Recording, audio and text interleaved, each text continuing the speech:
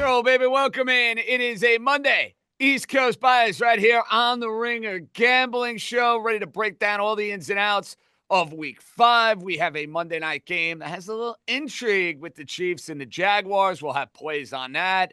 And yeah, I am still licking my wounds from what happened north of the border. And I know all of Canada hates your boy, and rightfully so, but good for them. They're up 2-0 in this series against the New York Yankees. It's John Justremski alongside Raheem the Dream Palmer in Las Vegas, and with Joe House on remote on the 18th green, or maybe on the 19th hole. Maybe he's on the 9th hole. I don't even know where he's at the moment. We have our guy Anthony Dabbundo with us. So it's JJ, Raheem, and Anthony breaking down all the ins and outs of Week 5. Boys, let's get right to it. This is the Ringer Gambling Show presented by FanDuel, and if you're betting on the NFL, FanDuel's the place to do it. They've got everything. Same game parlays, quick bets for when you want to jump in live and your way so you can set your own lines. The app's fast, it's easy to use, and best of all, when you win, you get paid out instantly. Download the FanDuel app or go to FanDuel.com/gamblers to get started. Must be 21 and older and present in select states, or 18 and older in D.C., Kentucky, and Wyoming. Gambling problem, call 1-800-GAMBLER or visit rg-help.com. Call 1-888-789-7777 or visit ccpg.org/chat in Connecticut. I hate starting with the Patriots. I really do. Because I think there is this sort of narrative, oh, you guys are trying to kiss Simmons' rear end. You're trying to suck up to the Pats. You're trying to say nice things about the Pats. I haven't really been able to do that over the last couple of years because they've been a vile, rotten, pathetic football team. But there are certain games that matter in an NFL season. I circled that one as a game that matters. Do I think New England's winning a division? No. But what I think Drake May and what Mike Vrabel showed you is that they are now going to be a formidable foe for Josh Allen and Sean McDermott now over the next couple of years. I love the Patriots grabbing the points in this matchup. I thought they would be in this game in the matchup. I thought Buffalo's game plan stunk. I thought they got away from the run way too much.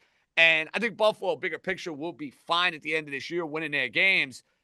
This game to me more about New England than Buffalo. Would you agree with that? No, it was more about Buffalo. Buffalo turned the ball over 3 times. And when you do that, we know NFL teams, when they win the turnover margin, they win 70% of the time. Well, New England won the turnover margin. And I do have to give New England credit because they got a key stop there at the end. Forced Buffalo into a field goal to make it 20-20. And once that happened, you knew this Buffalo defense, it's not that great. Like, that Buffalo defense can be beat and it can be had. So ultimately, if you can slow down Josh Allen and you can force Buffalo to turn the ball over, they had a couple fumbles, had an interception. That was the difference in the game to me. I feel like New England did a really nice job of corralling the Buffalo run game. Like, that's been the strength of this defense through the first 5 weeks of the season now. And with Gonzalez back, they did a pretty nice job of bottling up the passing game too. Like, so much of what Buffalo wanted to do or wants to do week to week is predicated on being able to successfully run the ball. And they just weren't in this matchup. And I thought that changed everything. 48% rushing success rate, which is okay, but not as good as Buffalo usually is. And I thought that was the biggest difference in the game because Joe Brady, yes, like, he got away from it a little bit, I think, in the second half. But like, Buffalo is used to much better success rates. It was their lowest of the year. 58% week 1, 49% week 2, 56% week 3, 55% week 4. So they're used to running the ball much more efficiently. They couldn't. And then we saw, I think, just an okay Josh Allen game. New England now is minus 215 to make the playoffs, AD. And I was one of these folks at the beginning of the year thinking, okay, they're going to be improved under Mike Vrabel because of what he brings to the table from an accountability standpoint. His teams are buttoned up. I was not ready to buy in, though, on the Patriots being a playoff team. I thought they were a year away. I still thought there were way too many holes on the roster.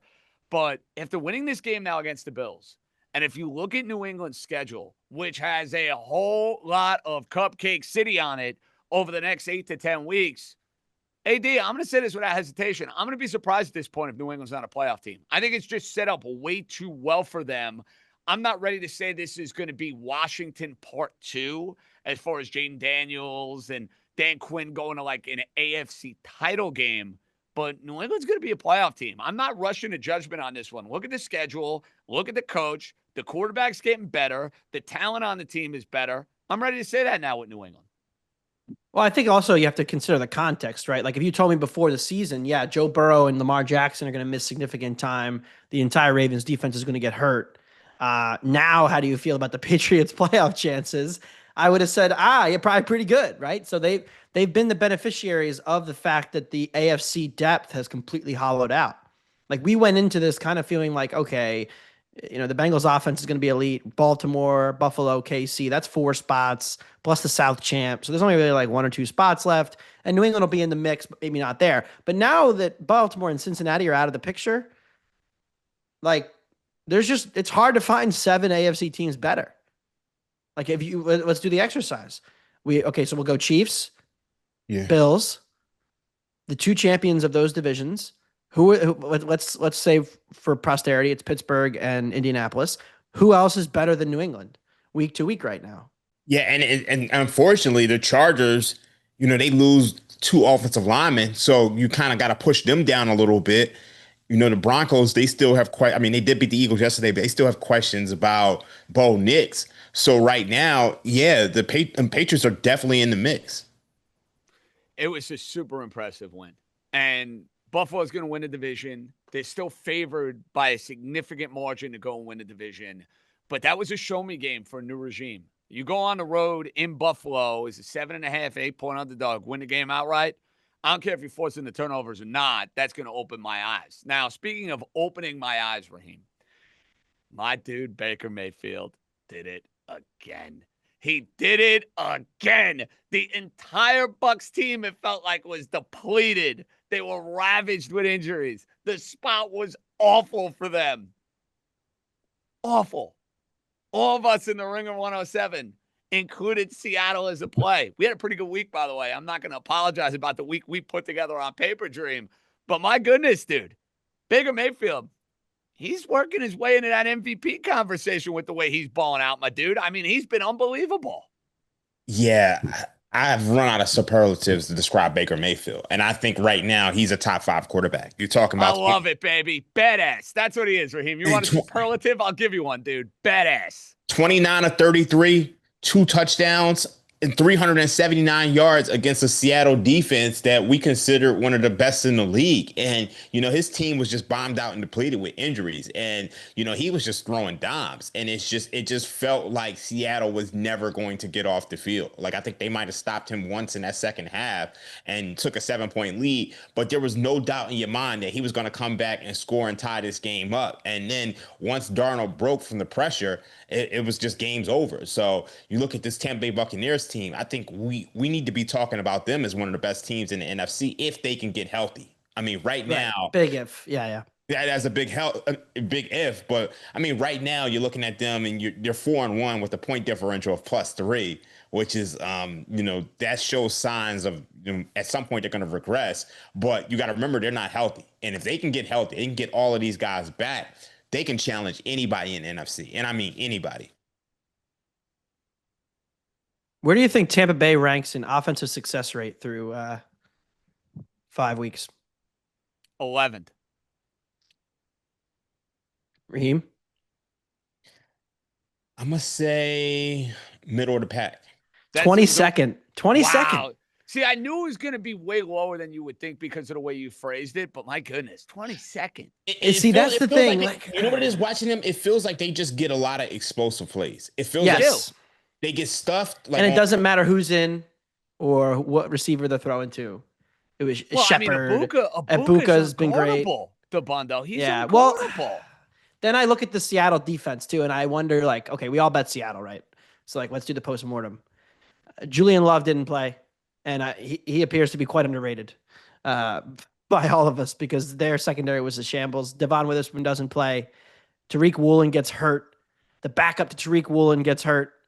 So by the end of the game, like, did I have confidence in Seattle's defense? No. They did get them into a lot of third downs.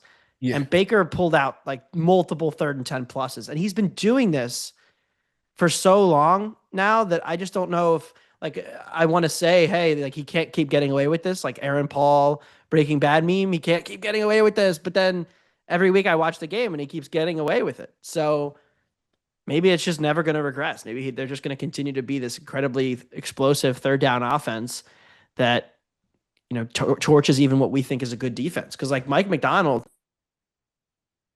their calling card was, we don't give up third downs and we don't give up big plays. And guess what they did all day yesterday? Yeah, it was incredibly tilting. Boys. I'll start with you on this, Raheem. Baker Mayfield or Daniel Jones? Who will remain in the MVP conversation longer this season? Baker Mayfield. Dabbundo? I think it has to be Baker. Because at some point it does have to matter that, you've done it for multiple years. Like Daniel Jones having a great season in a well-schemed offense is like really cool. And look, I'm enjoying every second of it. I thought yesterday was a pleasureful experience. But at some point, I don't know how much credit DJ is going to get versus this offense. Whereas it does feel like Baker carries much more than DJ is. Okay, I have one more question for you guys before we transition and get to Monday Night Football with the Chiefs and the Jaguars. So we had two teams in the NFC East with quarterbacks, one returning from injury, the other one missed a good chunk of last year, but reminded once again that he's one of the top quarterbacks in the league. And I know you're playing the Jets, and I know you're playing the most hapless team in the NFL, but the odds makers, foolishly, decided to make the Jets a favorite in that game. Well, we got to be clear. That wasn't the odds makers. The market decided that. The market. Well, guess what? Market, odds makers, I don't care. The Jets. The odds makers opened the Cowboys as favorite, and the market decided that. And for whatever, and when I say the market, I mean the bettors. This is people who bet real money on NFL games. I was going to say, though, not the public, though. This got to be the wise guys moving that line. You know what's so funny? Like, I've gotten to the point where it's just like the betting market, since legalization, it's so big that, these wise guys are the public now. Yeah. Like, at the end of the day, because you think about it, we have all of these content creators putting out bets. We have our show, we have other shows, and a lot of these people are semi-sharps or thinking analytically, and they're saying the Jets, and the public is following that. So we are actually the public. You know what's interesting, Raheem and Dabbundo? That's a game. I'm proud of myself for this. I called it the Rat Line on the Ringer Sunday pregame. I said, I am not putting 1 cent of my hard-earned American dollars on Dallas and the Jets because Dallas was beat up on the offensive line. We all know how terrible their defense may be, the desperation of the Jets being winless. But at the same time, I go, it's the Jets. It's the Jets. It's the Jets. It's Justin Fields. Justin Fields and Aaron Glenn coach team that has been the same, if not worse, than a Robert Saleh coach team. The point being, though, boys, is normally Dabbundo, in years past, I would see a line move like that, and I would just say, you know what? The market knows something. The odds makers know something that I don't, and I would just blindly bet the Jets. I'm proud of myself, Dabbundo. I laid off of it. I'm proud. I mean, let's be honest. I don't think it's Justin Fields. I think it's Dak Prescott. I mean, what he's doing right now, like I think he was incredible 2 years ago when he was runner up to MVP. Second in the MVP, according to some people. According to the voters. Yeah. I mean, it's a little bit of both though, because I think he's playing better now. Yeah, he is. Truly. They had a couple red zone picks in the game when they lost to the Bears, but has he had a bad game otherwise? I mean, he dominated. I still think the Green Bay defense is really freaking good. I know they had a bad game last week and they got torched up, but I don't think that's a great defense. And he destroyed them. And then up and down the field yesterday, pitch and catch, and he's doing it without land, without an O-line. They have found a semblance of a running game, which I think is an underrated part of this. They just had zero in the run game last year. But yeah, this offense is. Imagine if I told you before the season, the Cowboys are going to be the third best offense in the NFL after 5 weeks. And CeeDee Lamb's missing time. That's the other thing. CeeDee Lamb's somebody told y'all before the season that the offensive floor was extremely high. I'm with you on it. That person was me. Yeah. The defense will be wishy-washy, like you said, throughout the year. They may show up 1 week. They probably will not show up most weeks. The Jets did move the ball for what it's worth. The Jets did move the ball up and down the field. They just Jets themselves a bunch. But I mean, how do you not like everything that's happening with this Dallas offense? Who do they have next week? Carolina? Oh. Carolina. Guess what? Should be able to move the ball and put up a whole lot of points. Would you be? So that was my their question, secondary is better than you think. It is. They shut Miami down in the second half. I mean, that to me is a lot more about. That's a lot more about Miami than it is Carolina. Also, Carolina at home this year, dominant wagon, 2-0. Can't beat them. Keep pounding. Let's acknowledge this about Miami. Offensive line, embarrassing. Defensive line, embarrassing. Rico Dottle running for 200 plus yards. That to me is about Miami, not Carolina. But Raheem, more encouraged by Dak, what you've seen over the last few weeks, and a carryover effect against the Jets, but the return and a successful one for Jaden Daniels, because that was a big time. I told you guys I had a feeling about the Commanders against the Chargers in that spot. Listen, Dak's done it all year. Jaden Daniels just coming back, but was there one that opened your eye maybe a little bit more? I mean, it's definitely the Commanders. Like I told you guys, I expected this out of Dallas. I expected the Cowboys offense to have an extremely high floor. And then, when it comes to the Jets, Justin Fields is 0-26 when the opposing team scores 21 points or more. So basically, be a league average offense or a little bit below a league average offense, and they're going to lose. And Aaron Glenn is a downright disaster. Like, you can't be a defensive-minded head coach and just get destroyed on defense and give up 30 points every single week. So, this is just, it's par for the course. I think the market just completely got it wrong. Anthony said it best. Dak Prescott is just playing on another level. So the market totally got it wrong on that. When it comes to the Commanders, they were 3-point dogs, and they went out there and stopped the Chargers. And now, granted, the Chargers, they've had some injuries. The defense really isn't the same without Khalil Mack. You're looking at an offensive line. D-line's banged up. Yeah, you're looking at an offensive line, which isn't the same. But the fact is, they held that Chargers offense down. Literally, it's 1st and 1. And the Chargers have a chance to cut it to 3, and they get off the field without any points at all. So I think that says a lot. I think this Commanders team can truly challenge for the NFC East. It was a bizarre game yesterday because I had the Chargers, and we'll get to bet regret and what we Mulligan in a minute. But it's 10-0, and the Commanders hadn't done shit on offense. They had to punt from their own goal line. The Chargers returned the punt for a touchdown, but it gets called back because of a roughing the punter. And then the Commanders, it was 10-7. And the Commanders get a 50-yard pass on the next play, get a field goal. So now it's tied going into the half. And I'm looking at myself wait, it was supposed to be 13-7 or 17-7, and now it's tied? That can't be good. And then they had a sequence early in the second half where they converted a 2nd and 19 only for there to be a penalty that called it back. Then they converted the 2nd and 24 only for there to be a penalty that called it back. And then they ended up at 3rd and 29 from their own 5-yard line. Then they had to punt, short field, Commanders come down, walk down the field, score. So the game got weirdly out of hand quickly for the Chargers. I think that the run out was strange. But what Raheem said, the O-line and the D-line are not competitive right now. They can't block and they can't stop the run. Washington, I don't think that much of their rushing game usually. They look like the prime Eagles running the ball yesterday. Bill, anybody they threw out there was getting 5, 6, 7 yards a pop, breaking explosives. So, yeah, their D-line has issues. It's a big issue. And now they get to play your team, JJ. Oh, wonderful. We'll get to that a little bit later on. Okay. We will have the look ahead. We will have the Mulligan. But, boys, we have a very entertaining Monday Night Football game that I want to get to. Kansas City and Jacksonville. Chiefs have won back-to-back games. They beat the Giants on Sunday night. They dominate the Ravens a week ago. Ravens obviously dealing with 10 zillion injuries, and I want to commend our guy Raheem Palmer, who was all over the Houston Texans. Easy peasy dream. I love a layup. A layup is a beautiful thing, my man. It's a job well done nailing that for the Ringer Sunday pregame and for our Ringer 107 with the Bodega Locks. Proud of you, buddy. Proud of you. Now, how about my under, JJ? It was a hot one. Listen. I don't even mention it anymore. It's a given, But no, it didn't win. We lost. But I'm saying that's why I don't mention it anymore. You had it going. You finally lose. Okay, we're moving on now. That's it. I didn't want to crazy because I didn't want to rub it in, Dabbundo. I wasn't going to go there. You did, not me. Before that game, the Texans had scored 64 points. They scored 44 yesterday.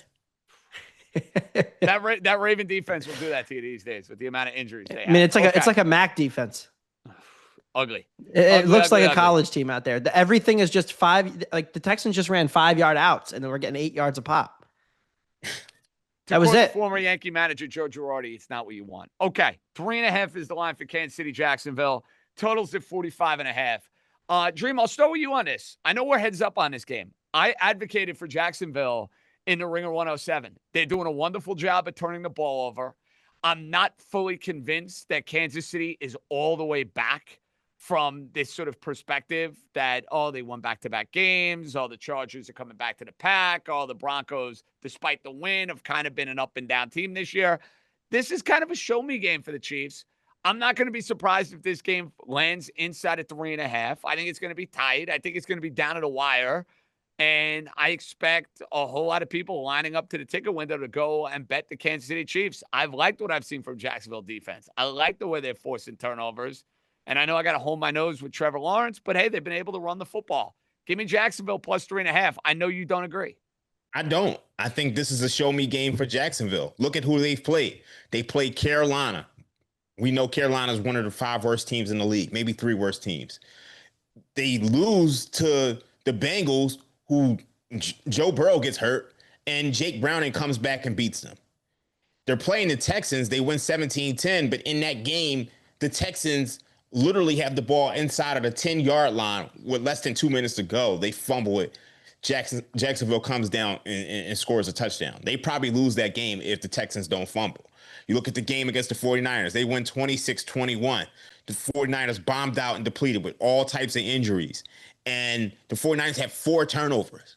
We know, like I said before, NFL teams, when they win the turnover margin, they win 70% of the time. When that turnover margin is +4, I mean, you're going into the 90, 95% range, and the 49ers still had the ball with less than 2 minutes to go with a chance to win that game at midfield. Obviously, Brock Purdy gets the sack, game over. So to me, I haven't seen anything from this Jaguars defense which puts them on the level of the Kansas City Chiefs. I really haven't. And you still look at this Kansas City Chiefs team, and people are talking about them like they're dead and gone, but they're 2-2.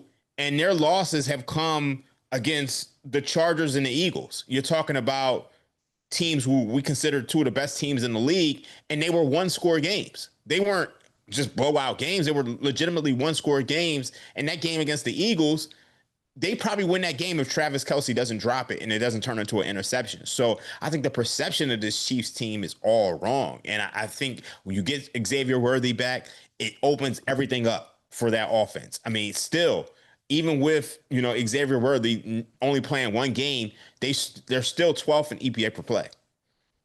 So, I mean, this offense has ways it can go. So I think the Chiefs are the side here. I wouldn't play it at 3.5. If you can get 3, I would play a 3. But I disagree with all the sharp money. I think this is sharp money that is going to go the way of – it's probably not going to go the way of the Jets, but I think the Chiefs should be able to win this by 3. Yeah, I took the over here. I don't love this Jags defense as much as I think the market does right now to get to this number. I just did like a quick little query. If you take out turnovers, which I know you can't just do from the whole sample of the team, but this defense is closer to 20th, 21st this season if you remove all the turnovers. And you just don't really expect to get a lot of turnovers against a Mahomes team. So it's a lot harder to try to win that way. And he's not going to make the same mistakes that, like you said, a Browning, a Young, a Stroud are going to make in this matchup. And also the Niners did house a punt, or the Jags did house a punt last week to get to 26. However, I do like how much both these teams are throwing the ball for an over, right? Pass rate over expectation. Both teams are top 10. They're throwing the ball a ton. The Jags are scheming this offense to get the ball out of Lawrence's hands as quickly as possible. And I think that will be effective against this defense. We haven't seen a ton of teams try this against the Chiefs, but it does kind of neuter the blitzing that Spagnuolo likes to bring. So I'm excited to see this matchup. I think it'll be a good game.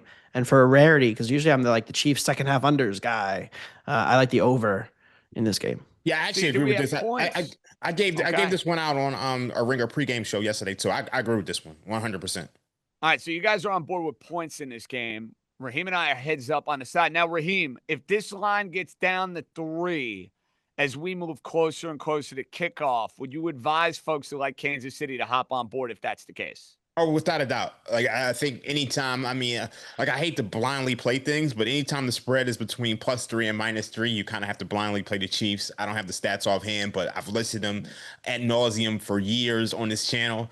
When the line is between +3 and -3, I'm not gonna say blindly play it, but you strongly consider it. Pretty blind. I love blind plays. I love it. Just what do I trust in the NFL? What do I know? Sometimes it can be a little stupid. You run into a buzzsaw like the Houston Texans offense yesterday, but we'll take our lumps when we get them. Would you guys get involved in any player props for this game? There's one that I'm looking at. Hollywood Brown, despite the return of Xavier Worthy, has been involved quite a bit in this Kansas City offense.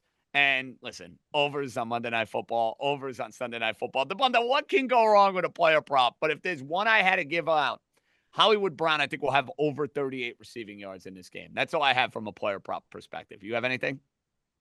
I have not done a full deep dive into props, but just based on how this matchup tends to go, I would look at the tight end situation. You know, maybe a little strange action for Jacksonville because the Chiefs have struggled covering tight ends last couple of years, especially last year.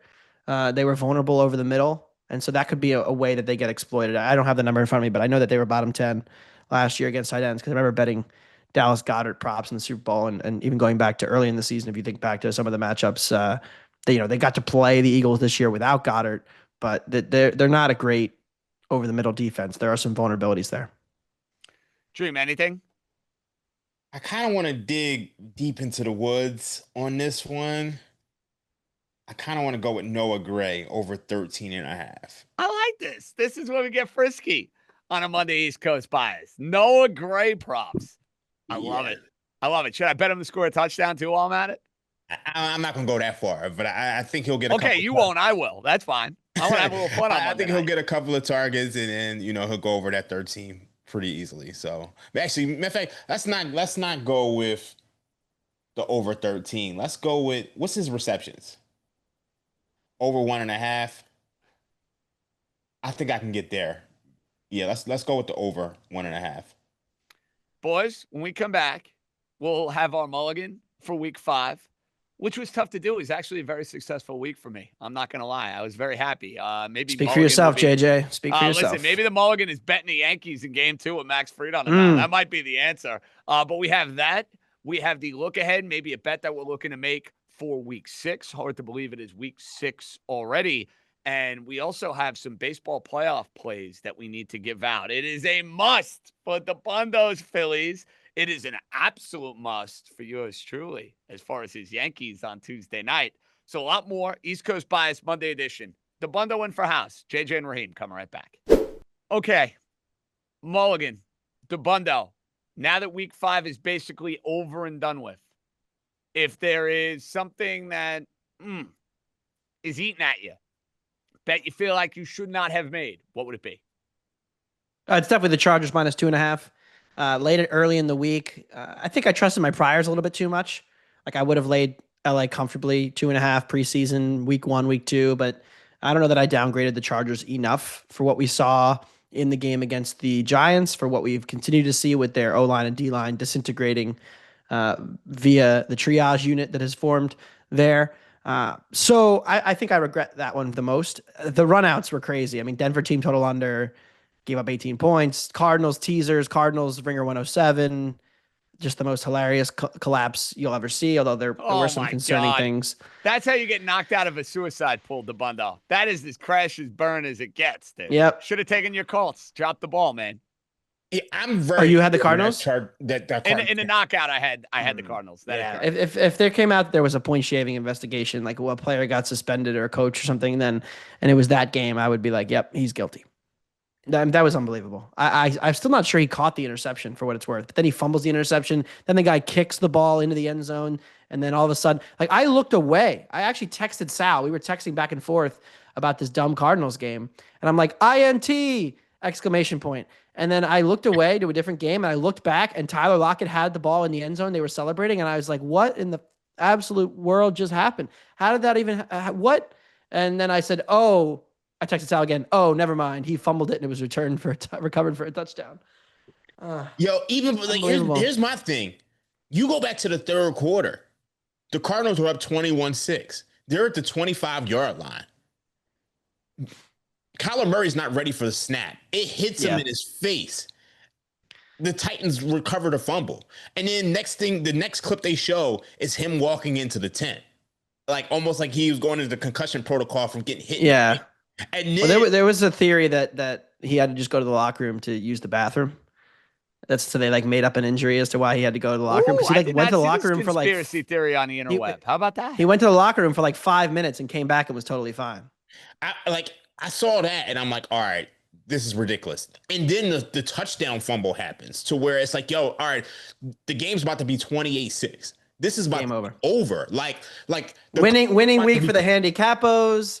We're good. Thanks for coming out, everybody. No, we've now lost, by the way, on the Rams and the Cardinals in 2 of the last 3 weeks. Yeah, I think you have a lesson now. No more Arizona Cardinals. And I'll take it a step further, Raheem. I am very, very upset at myself for including the Arizona Cardinals in a bunch of FanDuel parlays to make the playoffs, because that I told you was going to end up being a miserable experience throughout the entirety of the year.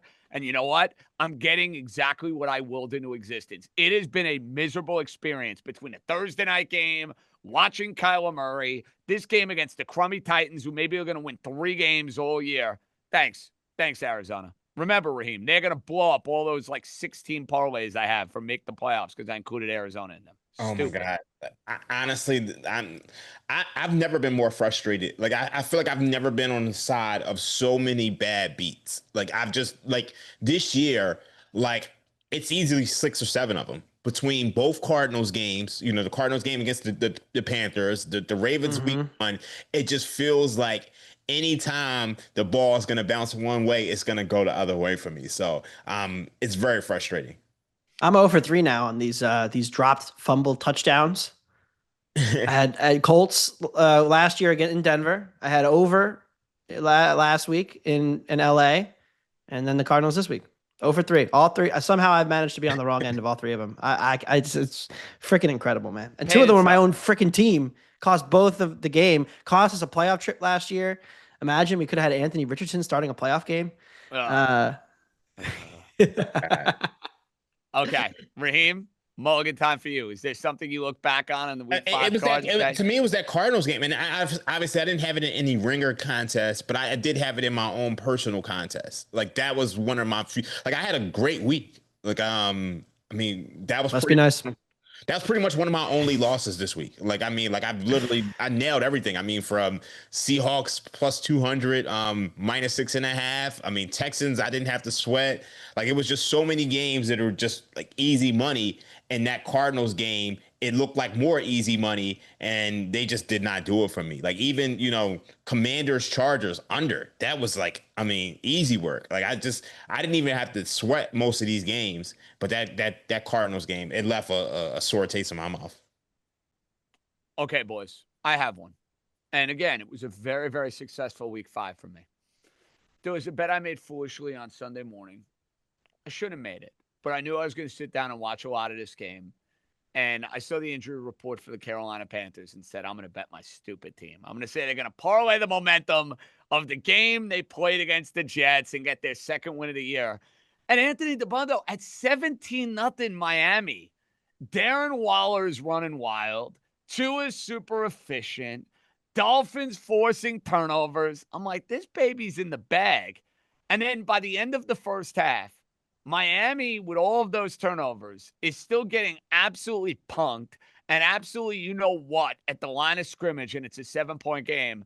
I texted a whole lot of people. I said, Miami's losing the game outright. I'm mad at myself for not getting in on Carolina when they were down 7 in the game, because Miami was absolutely embarrassing on the offensive line. They ran for 20 yards. The defensive line allowed your boy Rico Dottle for run 220-plus yards. Guys, shame on me for actually betting the Miami Dolphins again. Think about this for a minute. I have bet the Miami Dolphins now 3 consecutive weeks and 4 out of 5 weeks. The crazy thing is that I am 2-2 ATS in those games, thanks to the game up in Buffalo and, of course, the game against the Jets. Dabbundo, bad teams find ways to lose, homie. I believe they are the only team in the NFL that has lost the advanced box score in all 5 games. Not surprising. So like if you go by like success rates, yards per play, those kind of metrics, they are the only team that should be 0-5. I know the Jets are 0-5, but the Jets won the week 1 box score. They should have won the week 4 box score in Miami. So like if you're going by like, what really happened here, they are the 0-5 team. Even the Titans, which by the way, this is another part of this. Arizona was up 21-6 and should have been up 28-6.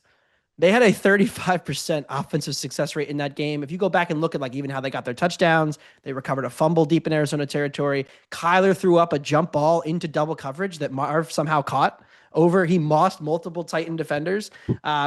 So it was still, even if they were going to win that game, a not great win for Arizona, even if they had won by margin. And now they go to the face the best offense in the NFL next week in Indianapolis. So we'll talk about that game in a minute. Okay. Now let's look ahead to week 6. The lines are out. It starts with Philadelphia and the Giants on Thursday night. Raheem and I will get into that full detail when we're back with Ariel Epstein. Then you have a pretty mediocre 1 o'clock slate of games. I think you have a very juicy 4 o'clock game with San Francisco and Tampa Bay. I'm really looking forward to that one. You have an outstanding Sunday night game with Detroit and Kansas City. I'm looking forward to that one. And then a Monday night doubleheader, Buffalo and Atlanta, Chicago and Washington. Okay, Dabbundo, I'll start with you. Week 6, the bet that you've either already made or can't wait to make with the card being in front of you as it is, good sir. Yeah, I laid 4.5 with Indy. There are still 5.5s out in the market. -108 I'm looking at. I know that is going to be a popular square play. I think there will be a lot of quote unquote sharps who say that it's a good time to buy Arizona and sell the Colts again.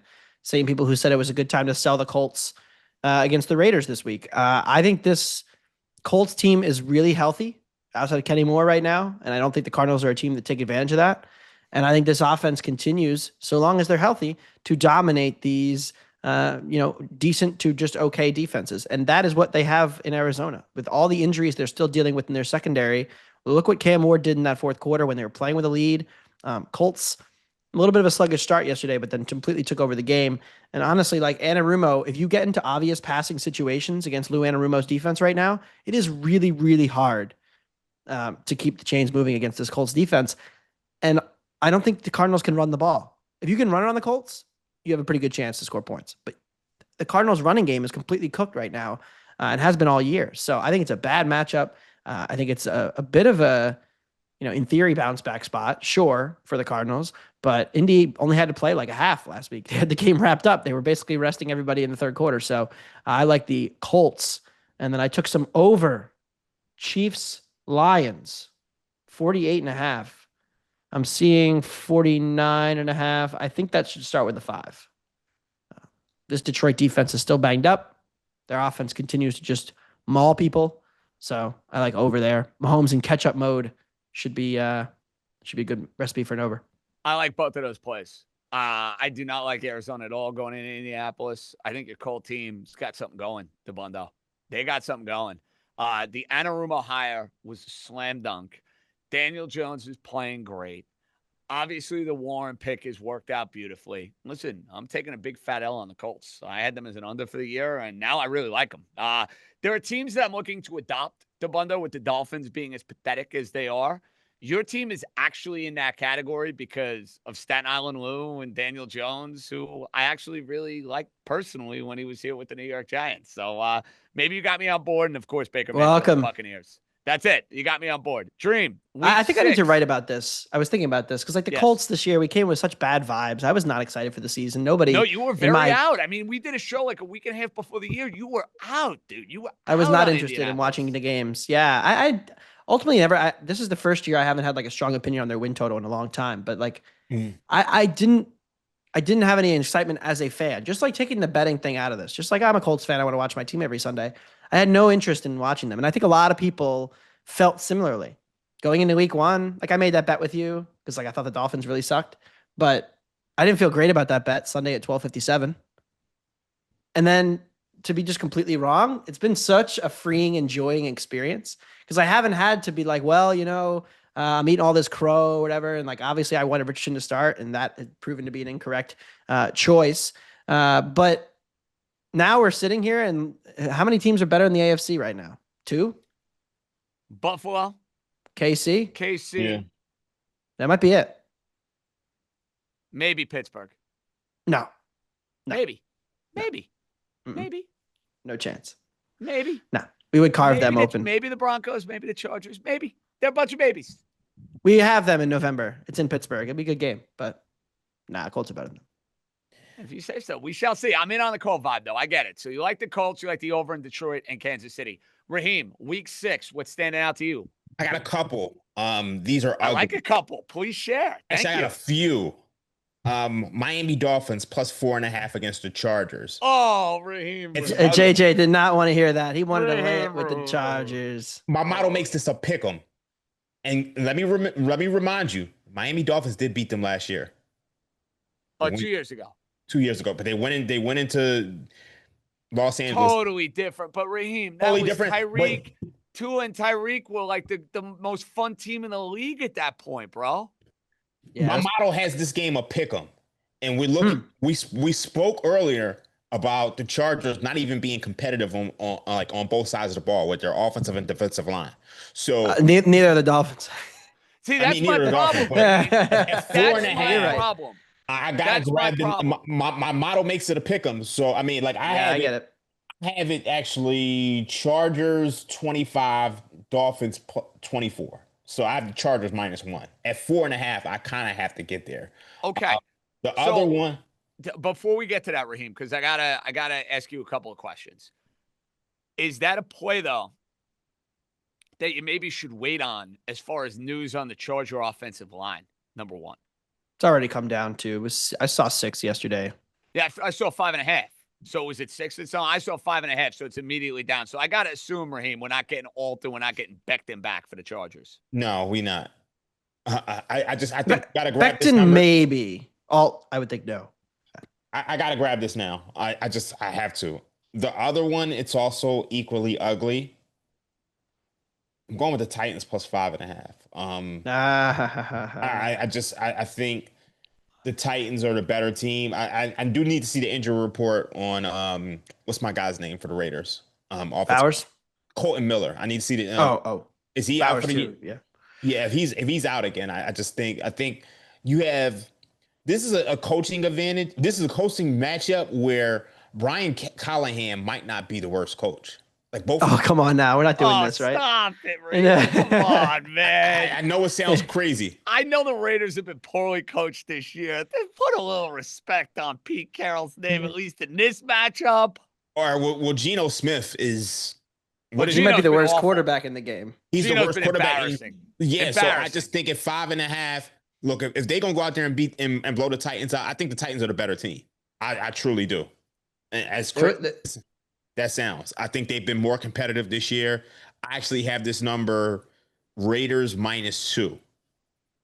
So I have to kind of jump on those. And then the other one, I think it's a collection of teasers. You kind of just have to wheel these. You got the Detroit Lions plus 1.5. I think you teased it up to 7.5. You get that before this game. I actually think that the Lions number is going to go down. I do. You can tease that with the Broncos -7. You could also tease that with the Rams -7 against the Ravens. I think the Broncos and the Rams Broncos should be able to beat the Jets rather easily, and I think the Rams should be able to beat the Ravens rather easily. So I think you just wheel those teasers into 2-team teasers. Maybe if you want to get frisky, put it in a 3-team teaser. I imagine that Bill Simmons and Joe House are going to have the Broncos or the Rams in some type of 2-team. And everything, especially the Broncos. Yeah. Especially the Broncos. Yeah, but I'm not talking them out of it either. Have you watched the Jets? Yeah. Honestly, I almost think you could lay 7. You could lay 7 with the Broncos as well. This will probably be 7.5 at some point. So if you want to jump on that now, get it before the hooks come, and then decide what do with it later, that's fine. But definitely throw the Broncos in the teaser. It's that's an overseas game. The Broncos actually ate dinner in Philadelphia last night, flew out to London. Well, that's the way to do it. Do we know where they had dinner? Where'd they go to dinner? You know? I'm not sure. Raheem will get that insider info, and they get some proper Philly Italian. I hope next time I'm in Philly, they actually had dinner with Joe House. Joe House is in town for the golf thing. They probably had dinner with Joe House. Oh man, they might have. Anything's possible. Let me throw a couple at you guys. I know we had him.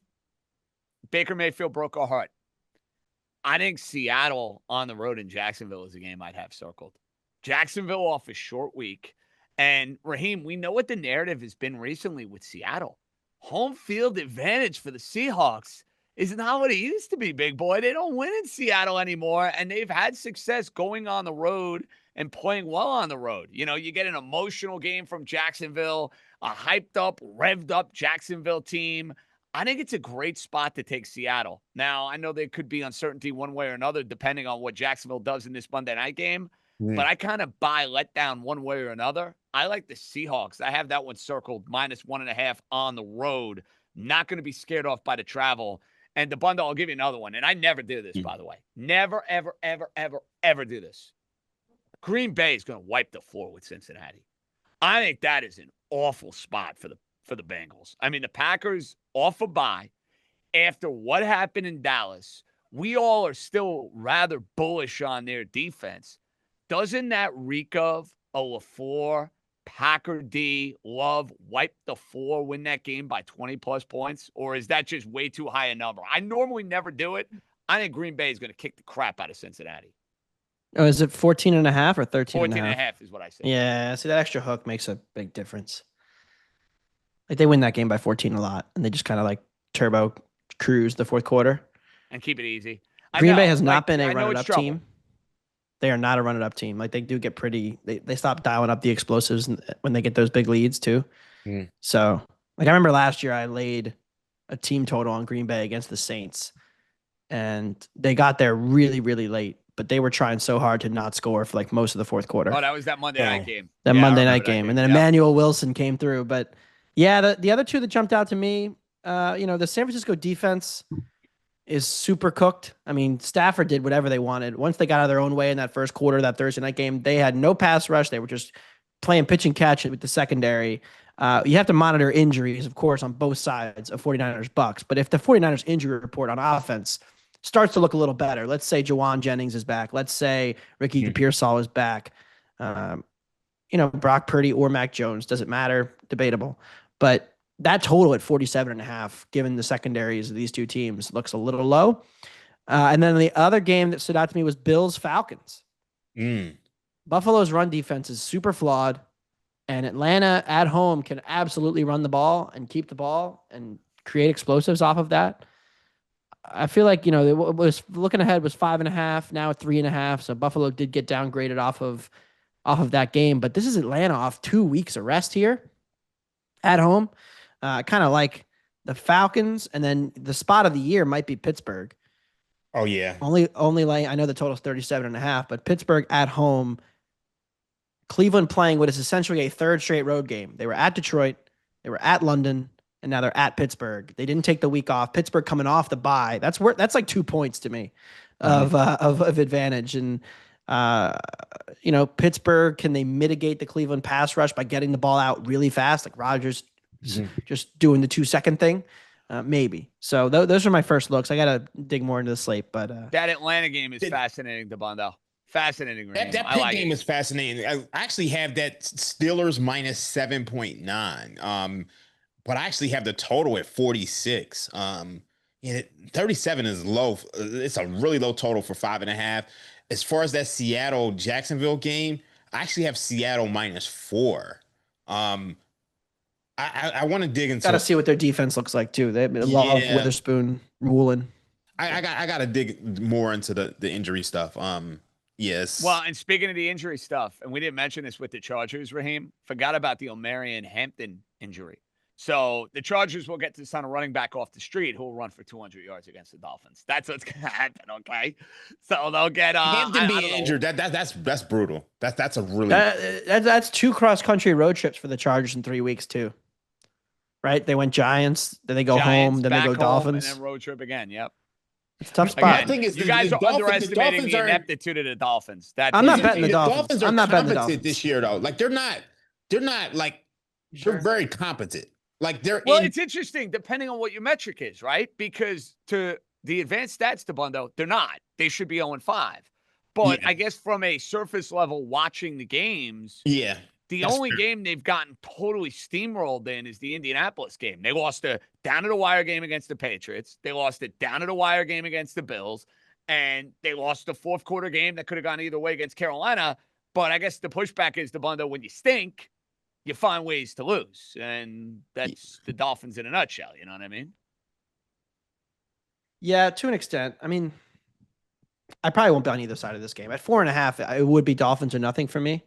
But I don't envision myself betting that game. Maybe under. Good decision. Under. Ooh, I don't know. It's a lot of ugly games. Actually, I'm looking forward to Commanders Bears. That's gonna be the Monday night doubleheader is really good. Buffalo and Atlanta and Washington and Chicago is that's a really good Monday night doubleheader. I'm with you, Raheem. Sign me up. I'm out. We got NLCS next Monday. Phillies will be in that. Get all the screens going. Speaking of baseball, glad you went there, Dabbundo, because we need to go there. We have 2 game number 2s in the National League this evening. One involving the 2 of you, your beloved Philadelphia Phillies, as an underdog at home against the Dodgers. Dabbundo, am I taking the Phillies plus money? Because I want to. I want a long series. I don't want to see you guys go quietly into the night. Seattle forced the issue yesterday. We saw that against Scooble. They found a way. Do your Phillies find a way to get this back to LA even at 1 game apiece? I hate playoff baseball, JJ. I want to revise that statement. I hate playoff baseball when my team is involved. It is not a fun experience. I forgot how much it's a fun, but also a painful and anxious-inducing, it's a roller coaster. Anxiety-inducing experience. Yes. And I'm still not really recovered from the absolute shock factor of Saturday night's debacle in South Philadelphia. But I think if you were looking at this game, it's an entirely different matchup. Like the Dodgers went after the Phillies aggressively in the zone, which has not been the formula that teams have used against the Phillies in the past. In game 1, they threw a lot of stuff in the zone. The Phillies missed a lot of it. In game 2, now they get Snell, who notoriously is never in the zone. So it's going to be a real test because the Phillies are a lineup that likes to chase. They are aggressive. Can they be patient enough to wait out Snell and wait for their pitches and not start expanding the zone? It's a really difficult challenge. On the other side, I still love throwing lefties at these Dodgers. I don't like the way they profile against lefties nearly as much. And Blake Snell has not been as good away from Chavez Ravine this year as he's been at home. So that could be something to note. But ultimately, I think if I had to place any wager on this game, the bet I like the most is over 7.5. Like you had the same total for a Ohtani Sanchez game on Saturday as you do for this game, with 2 worst pitchers starting, Snell and Luzardo. But if I had to bet a side, I would also bet the Phillies. So I think the Phillies are resilient here. I think they win this. I'm not like, oh my gosh, huge bet for me. Love the Philadelphia Phillies tonight. But You're over too emotionally Phillies, invested anyway. Yeah, it's tough. I bet the Phillies in game 1 because I bet Chris Sanchez every time he starts at home. And maybe I should have just bet the first 5 innings because they dominated those. But I do think they find a way to get it back to 1-1, and then we'll see. Phillies and over. Raheem, your Phillies winning tonight? I'm not betting this series. I'm not betting this game. I just don't. It's very difficult for me to fade the Dodgers at this point in time. I wanted to bet the Phillies on Saturday, but to me, the Phillies, they just have these spots where the offense just doesn't show up. It goes cold, and I can't trust them. I think if there's any baseball game I would bet tonight, I would bet the Brewers. I think Imanaga is not his. Wow, you like the Brewers in this spot. I was going to go the other way here and make it clear, Raheem. I have the Brewers for the series. I took them at -115 to win the series.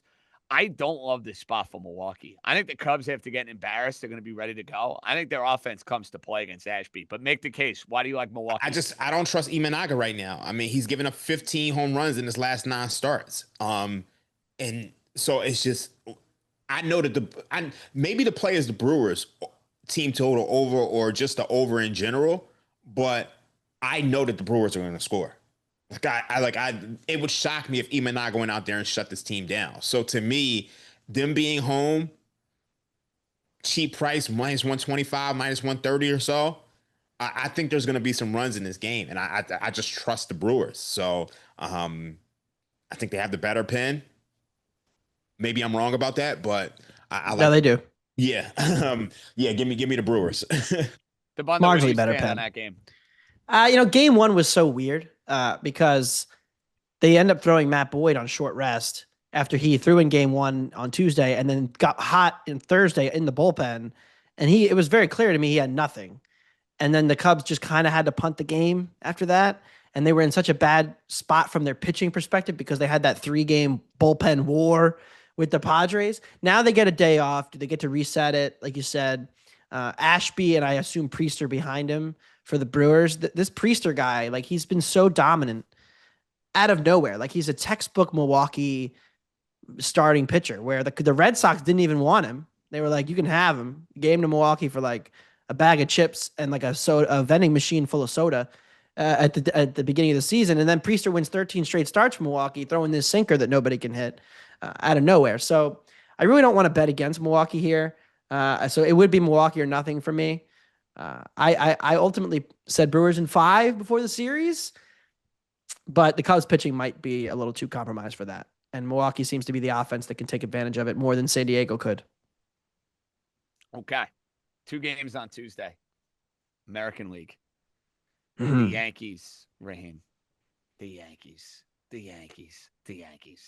They get absolutely humiliated by the Blue Jays. Vlad Guerrero Jr., ball might as well be a beach ball. Yankee pitching, absolutely clobbered. 2 games north of the border that are non-competitive, that have all Canada flooding my Twitter mentions, making fun of me. I call my shot for the series. I got to take the L on minus 1.5 games. That's it. Mm-hmm. Pitching advantage, Yankees game 3 with Rodon. If they get to a game 4, it's Mr. Schlittler against the cavalcade of bullpen arms for a bullpen that to me is not any good. Raheem, are the Yankees dead as fried chicken, as you like to say, in this series? I'm not going to say that they're dead as fried chicken, but I think you'd have a plus EV play on Shane Bieber at plus 30 to, sweep you guys. I think. I agree. Just from a numbers perspective, that play makes the most sense. I actually agree. I think the Yankees' biggest advantage is in game 4. I think it's very likely not very likely, decently likely that we're going back to Toronto for game 5. But are you guys going to be able to hit this Mr. Yes Savage fella? Oh, let me make something clear, Dabbundo. The pride of Boyertown, Pennsylvania. I think the Yankees have an excellent chance to get this series back to Toronto because Bieber's only made about 5 or 6 starts coming off the Tommy John, getting traded from Cleveland. Game 4 would be a major advantage for the Yankees, and the Yankees have handled the Blue Jays at home. They've beaten them in both regular season series at Yankee Stadium. However, I would have 0 confidence in a Game 5 in that building because the Yankees have been embarrassing in that building all year. Max Fried, who I love, he's been an amazing pitcher for the Yankees. He's not the same pitching in Rogers Center. He can't pitch there. I thought it was Jazz Chisholm playing third base. That wasn't the case in Game 2. Fried in that building scares the crap out of me. So, yeah, I can see this going 5. But if you're asking me, am I confident the Yankees will win in Game 5 when they haven't won in Toronto all year? No, not a million years. Yeah, 4-1. It's not great. I might take it tomorrow having a cerveza like 30 minutes before the game. That seems very likely. I think I agree with Raheem, though. That like plus 130 is a little cheap on Toronto. Like I even got to the point, I picked the Yankees too, and I did the Game 1 series bet. And I was texting with a friend the other day, and I was like, I don't know. At some point when the Yankees are out to like minus 165 for this series, are we sure? And obviously, like the emergence of this guy Splitter, which apparently is the best pitch that anybody's ever thrown in baseball history, the way that the Yankees were swinging at it yesterday, it might make them the clear AL favorite, to be honest with you. Like this guy's emergence it changes the entire calculus because the whole question with Toronto going into the playoffs was like, okay, yeah, Kevin Gausman, Shane Bieber, like, is there an ace there? And apparently they have an ace. Well, if he's going to pitch like that, they most certainly have an ace. All right, we have one more series to get to and one more game to get to, boys. big gut check win, Dabbundo, for the Seattle Mariners. You lose game 1. You got Skubal staring you in the face in game 2, and you find a way to win. That's a big boy win right there. So they're okay now going back to Detroit for game 3. Flaherty on the mound for the Tigers, ton of playoff experience. Gilbert on the mound for Seattle. Seattle favored at -132. Thoughts? I like Detroit here. I'm a little concerned about Logan Gilbert. I think he has not been quite healthy, and I think they were trying to hide him a little bit in this series. Like the decision to not start him in game 2 was, I think, a little bit telling to me that they wanted to get Castillo the potential for a second start there and not Gilbert. There's a concern that he might even be, potentially have a tip on him from something that Detroit's picked up on. So a lot of red flags for Seattle. This was the game that I had circled that I was actually most worried about, which was the road game where Gilbert has to start in Detroit. And I think getting out of the cavernous ballpark in Seattle and going to Detroit makes this a more offensive environment. So I would look to the over as well, especially since the Tigers used a ton of their bullpen in those first 2 games with the extra innings and then with the, even behind Skubal in game 2. So yeah, 7.5 over there looks decent to me, even money. And then I do lean toward Detroit, maybe a Detroit team total over. I hope I'm wrong because I bet Seattle to in the series and the whole pennant, but I don't like this matchup. Yeah, I like the Tigers as well, Raheem. I think they're going to play spunky at home. It's going to be their first home playoff game. And Jack Flaherty, say what you want about the up and down nature of his postseason tenure. He's also had some big-time postseason starts. Seattle putting him on the road, maybe feeling a little too good after the win in game 2. I think this has 5-game series written all over it. I think it's going back to Seattle 2-2. I am taking Detroit as well with Mr. Dabbundo in game number 3. Can we get you on board for a family play? Yeah, I don't have anything on this. I don't. I'm like, you're opting out. That's okay. Actually, you're not going against us, though. I had Seattle last night, and I felt really good about it. But the Tigers fought their way back, and it was just I just don't have anything for game 3. That was a sweat. I had Seattle too, Raheem. Hell of a sweat in that game, but we'll take it. It's crazy because like we were up 2-0. We got the Skubal. It felt like we were just gonna cruise through, and then they come back and tie it up. And then, the very next inning, we do what we have to do, but it was tough. This Seattle lineup, it's just at any given time, they could be one of the worst lineups in the league, or they could hit. So it's just, I don't want to bet on this at all. All right, boys, before we say goodbye on this Monday East Coast Bias, a best bet to send you on your way. Maybe it's Monday night. Maybe it's a look ahead. Maybe it's a baseball play. Dabbundo, I'll let you have the honors. Take it away. Chiefs-Jaguars over 45.5. I think both offenses are trending up a bit, and I think the Jags defense is a little overrated because of all the turnovers they've generated. Both teams throwing the ball a lot. Pass rate over expectation is really high, so I like the over in that game. Raheem. I didn't know it went to 45. Oh, wow. 45.5. Yeah, 40. I mean, yeah, I gave it out at 46.5 yesterday. It's like, damn, I got the worst of it. For a best bet. Oh. Best bet. I gave out a bunch of bets on this show. I don't know which one is Do you have a favorite though? Let's go with the Brewers tonight. I think the Brewers. I think they get it done tonight. All right, Milwaukee Brewers, best bet. I love when Raheem's going down the baseball road. Jacksonville Jaguars plus 3.5, very live in this game. Seattle Seahawks -1.5 on Sunday. I absolutely love the spot for them. I don't love the spot for Jacksonville. Remember, this Seahawk team better on the road for whatever the reason. I don't know what's in the water all of a sudden now in Seattle, but that home field advantage gone. But they know how to win on the road, and they know how to win on the East Coast. So I'll take the Seattle Seahawks -1.5. And last but not least, 2-team moneyline parlay. Denver Broncos, Los Angeles Chargers. Bet it. Dolphins are not winning that game. I don't care how square it is. You're out on the Dolphins. Makes you want to buy the Dolphins. Always. No, I'm out. Oh my God. When people become out on their favorite team, it's always a buy signal. I don't bet against my own team, but I'm advising all of you. The Chargers are not losing to the Dolphins on Sunday. Chargers. They may not lose. Here's my thing. I think they take a money line. I think they could win by 3. I think that's going to be I think it's going to be a closer game than people think, because I think the Chargers are really in a bad spot right now. I just think they're just so banged up. See, I want to add one. Because I just didn't think about this. And I'm looking for the number now, but I want the Phoenix Mercury in WNBA tomorrow, first half. Okay. Whatever the number is. I imagine it might be 2, it might be 1.5.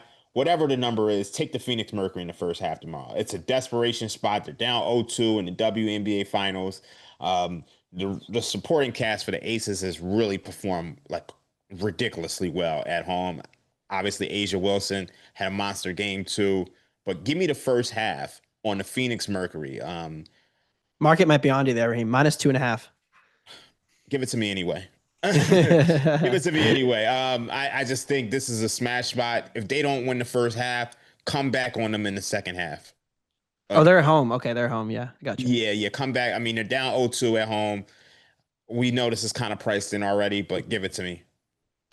Boys, that's going to do it for a loaded East Coast bias. Dabbundo, thanks for hanging for the entirety of the show. Good luck to you, Phillies. Raheem, I will see you on Thursday with the prop queen, Ariel Epstein. We'll have to follow up yet another winning week for the Bodega Locks. We like the sound of that. Are we still in first place? Yep. I wasn't going to go there. I said winning week. Hey, look, we can keep score. I'm not. I mean, that's not jinxing us to say we're.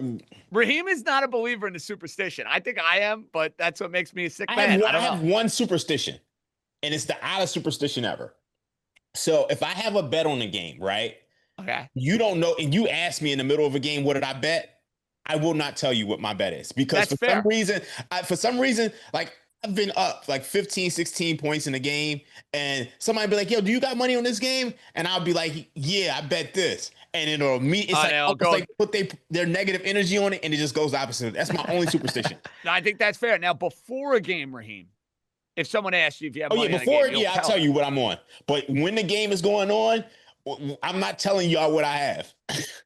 That's all you need to know. You don't know. Don't ask Raheem during a game if he bet it. Just don't ask. Ask him after the fact or before the fact. Yeah. Dabbundo, Raheem, JJ signing off. Good job by Steph, Mikey, the whole crew in LA, whole crew here in New York.